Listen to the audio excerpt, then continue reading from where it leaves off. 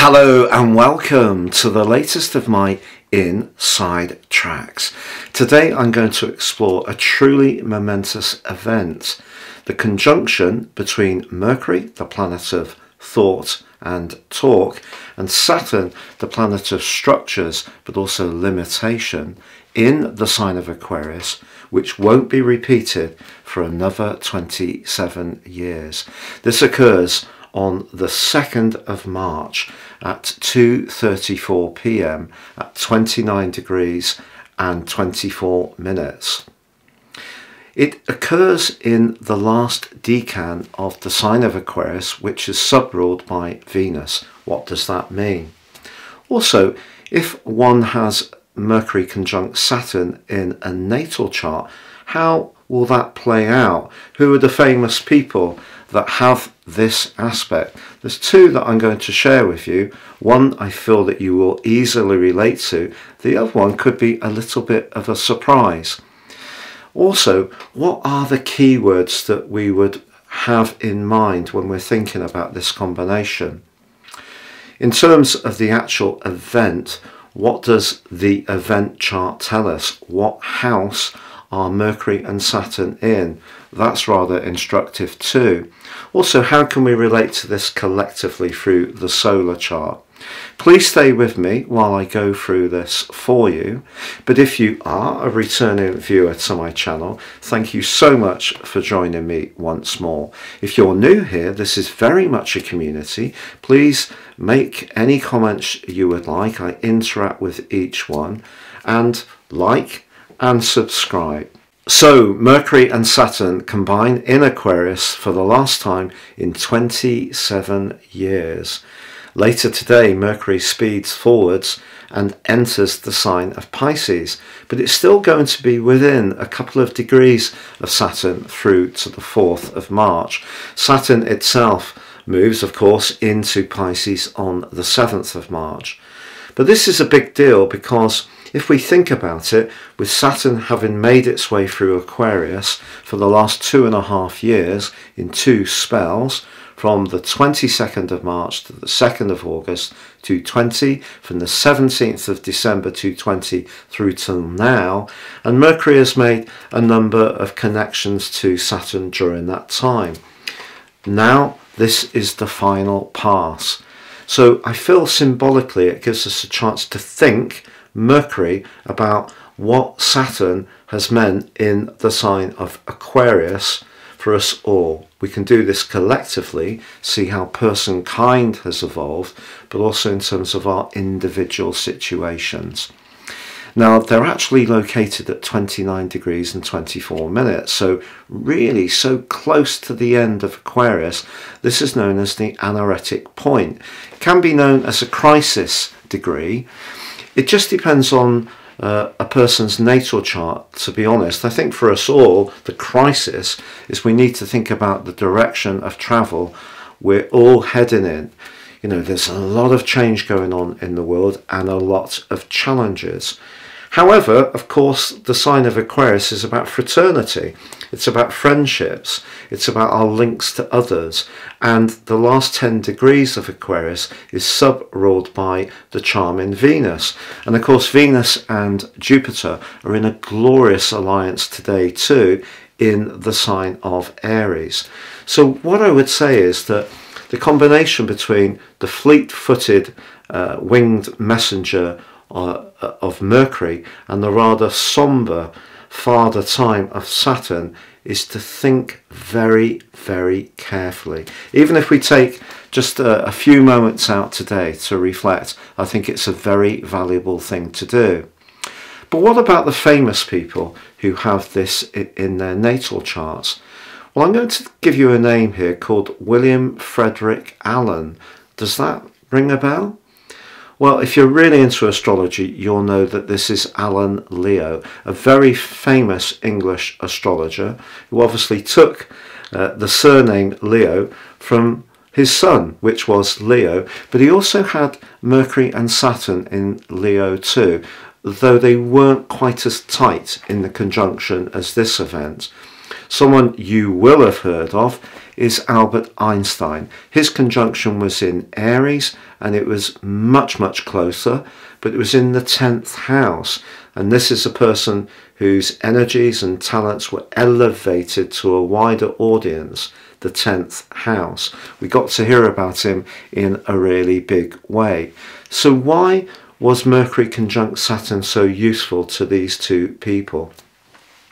Well, if we take the intellect of Mercury in Gemini, the precision of Mercury through Virgo, and we put it together with the dryness, the coolness, the detachment of Saturn, which of course is the traditional ruler of Aquarius, we do get a person who can cut through. But this person may be someone who is rather guarded about what they say, may find self-expression perhaps a little bit restricted at times, someone who may be a little bit shy or inhibited, and perhaps even, depending on the house and zodiac sign that this combination could be located in, maybe someone who could be a bit withdrawn and even suffer from time to time spells of low nervous energy or even a bit of depression.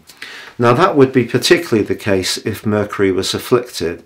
So for example, such as in Pisces, the water erodes the precision and logic that Mercury enjoys, or even perhaps in the sign of Cancer, or if they were in the 4th or the 12th houses, that combination could be more challenging. But if it's in a fire sign or an air sign, this is an opportunity to really use that precision in a very constructive way. So what about the transit? What can we all expect? So I feel that we can moderate the more exuberant energies of Venus and Jupiter with the balance of this particular aspect. If we do need to say something very meaningful in a business meeting or to someone that we really think a lot of, the chances are that we can choose our words with a great deal of care. I felt that this combination points towards common sense, can make someone very analytical. It's certainly a very responsible combination, helps concentration, and great for that critical thinking that Alan Leo and Albert Einstein both had. And it is a bit brittle, so if there is someone in your friendship circle or even someone romantically who doesn't quite meet our expectations today, there could be the potential to be a little bit tense and some brittle exchanges, and maybe a little potential for a headache to be permeating too. So if something does exasperate us a little bit today, I think it's important to be patient about it. Now, in terms of the solar chart, what we can all connect to, this event occurs in house 11, the sign of Aquarius. So thinking about our future, thinking about our associations, thinking about our beliefs, our higher beliefs, you know, the more noble side of life that seems to get pushed to one side more and more is something that's worth definitely thinking about carefully. In terms of the event chart with Placidus, the ascendant is Leo, but what really stuck out for me is this combination is in the 8th house. That's very much about long-term finance.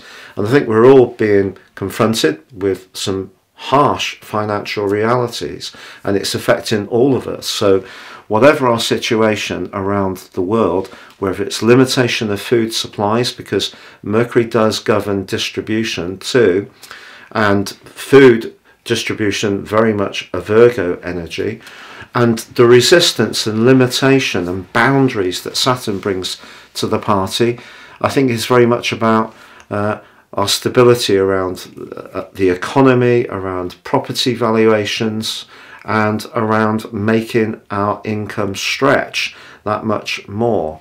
So this is a really important aspect, but I think most of all we can just think back over the last 2.5 years and think about how our friendships have gone, how our future plans have unfolded, prepare ourselves for the transition of Mercury and Saturn into the watery nebulous sign of Pisces.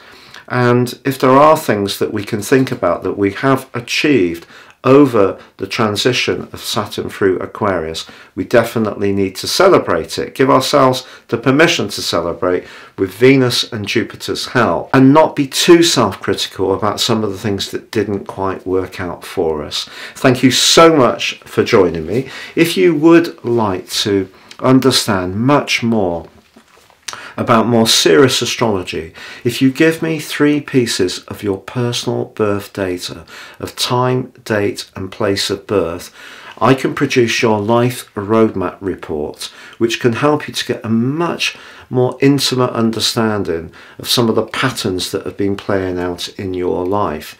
Some of these may be more challenging. The more opportunistic side of your chart, you can get a much greater feel for how you can use those qualities more effectively. Within my special package of 30% off, you can also get your 12-month personal forecast. These charts are produced solely for each individual. No 2 charts are the same and can give you searing insights. Thank you so much for joining me once more. Please comment, like, or subscribe. Thank you.